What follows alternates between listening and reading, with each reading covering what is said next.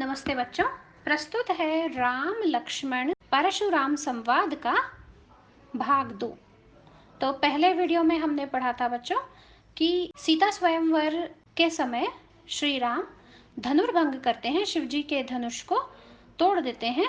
तभी वहाँ परशुराम पहुँच जाते हैं। परशुराम जी बहुत ही क्रोधित होते हैं और जब वे कहते हैं कि जिस किसी ने यह दुस्साहस किया है वह इस सभा से अलग हो जाए, तभी लक्ष्मण मुस्कुराकर उन्हें अपने व्यंग्य वचनों से उत्तर देना प्रारंभ कर देते हैं और परशुराम और अधिक क्रोधित हो जाते हैं।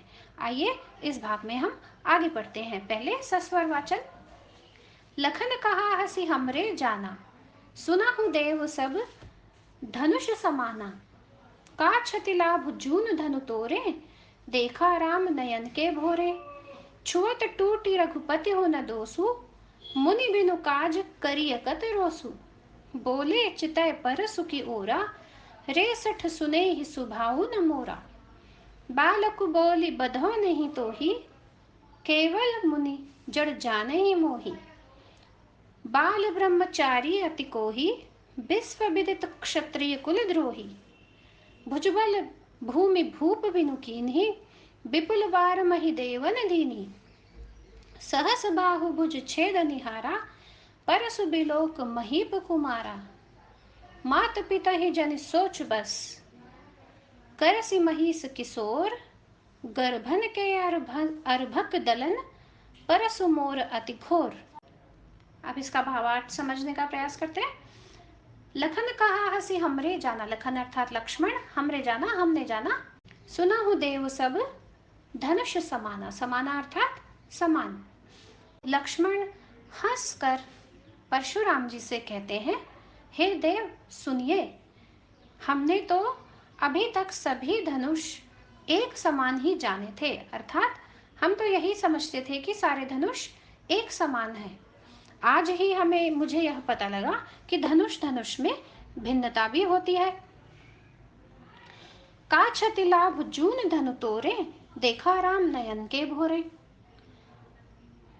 क्षति अर्थात क्षति अर्थात हानि, लाभ अर्थात लाभ, जून अर्थात पुराना। लक्ष्मण कहते हैं कि एक पुराने से धनुष को यदि तोड़ दिया जाए तो उसमें क्या हानि और क्या लाभ। पुराना धनुष तोड़ देने से कोई हानि तो नहीं होती। राम तो भोले भाले हैं, उनके तो नयनों से ही प्रतीत होता है कि वे कितने भोले भाले हैं। उन्होंने तो पुराना धनुष जानकर उसे तोड़ दिया। छुअत टूट रघुपति हो न दोसु, मुनि बिनु काज करिए कत रोसु।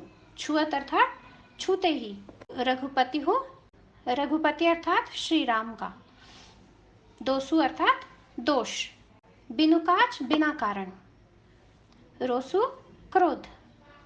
आगे कहते हैं लक्ष्मण कि रघुपति अर्थात श्री राम का इसमें क्या दोष। उन्होंने तो उस धनुष को छुआ और उनके छूते ही, उनके स्पर्श मात्र से ही वह टूट गया। हे मुनि, बिना कारण क्रोध करने से क्या लाभ। आप बिना ही कारण क्रोध कर रहे हैं, क्रोध करने का तो कोई कारण आपके पास है ही नहीं। बोले चितय परसु की ओरा, रे सठ सुने ही सुभाऊ न मोरा। चितय अर्थात देखकर, परसु फरसा, ओरा और, सठ अर्थात दुष्ट, सुभाव अर्थात स्वभाव, मोरा अर्थात मेरा। अब लक्ष्मण की बात सुनकर परशुराम जी अपने फरसे की ओर देखकर कहते हैं, रे दुष्ट, तूने क्या मेरे स्वभाव के विषय में कहीं से कुछ नहीं सुना। क्योंकि वे बहुत अधिक क्रोधी स्वभाव वाले हैं, तो कहते हैं कि क्या तू मेरे स्वभाव के बारे में, क्या आश्चर्य की बात मुझे लगती कि तू कुछ नहीं जानता जो तू इतना अधिक मेरे सामने बोल पा रहा है।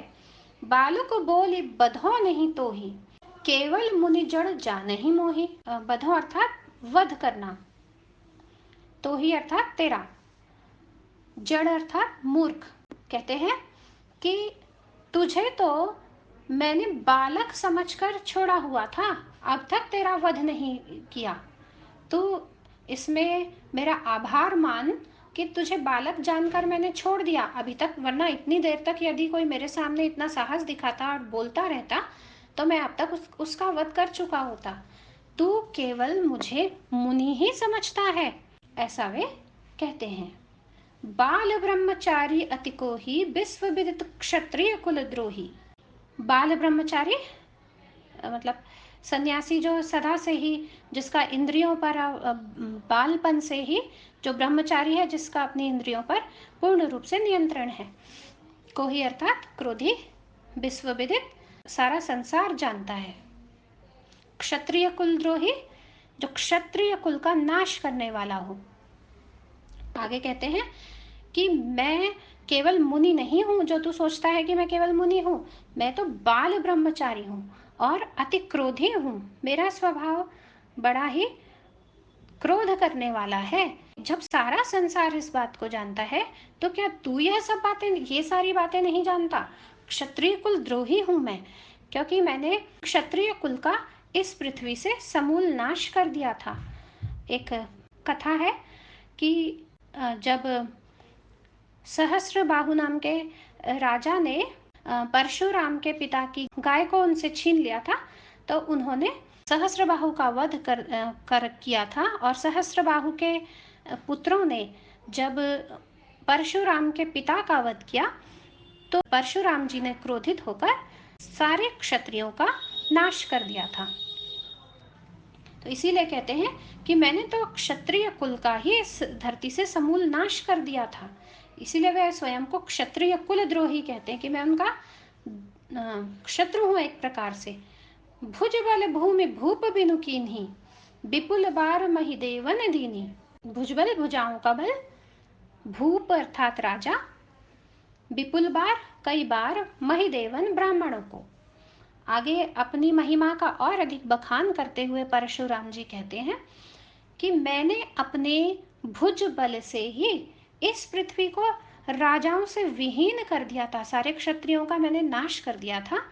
और कई बार इस पृथ्वी को मैं ब्राह्मणों को दान में दे चुका हूँ।